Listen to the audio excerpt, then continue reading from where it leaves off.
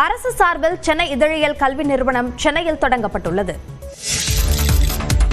சென்னை இதழியல் கல்வி நிறுவனத்தை முதலமைச்சர் மு க ஸ்டாலின் தொடங்கி வைத்தார். குறைந்த கட்டணத்தில் இதழியல் படிப்பை வழங்கும் வகையில் தமிழ்நாடு அரசு சார்பில் சென்னை இதழியல் நிறுவனம் தொடங்கப்படும் என்று முதலமைச்சர் மு க ஸ்டாலின் அறிவித்திருந்தார். இந்த கல்வி நிறுவனத்தின் நிர்வாக குழு தலைவராக தி இந்து குழும இயக்குநர் ரவி, நிர்வாக குழு இயக்குநராக நியூஸ் 8 தமிழ்நாடு தொலைக்காட்சி ஆசிரியர் கார்த்திகை செல்வன் உள்ளிட்டோரை நியமித்து தமிழ்நாடு அரசு உத்தரவிட்டிருந்தது.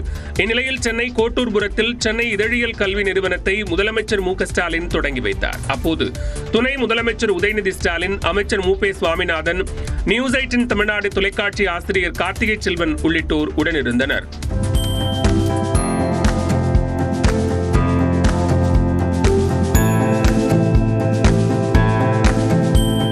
இந்த கல்வி நிறுவனத்தில் நடப்பு கல்வி ஆண்டில் இதழியல் துறையில் முதுநிலை பட்டய படிப்பு தொடங்கப்பட்டுள்ளது.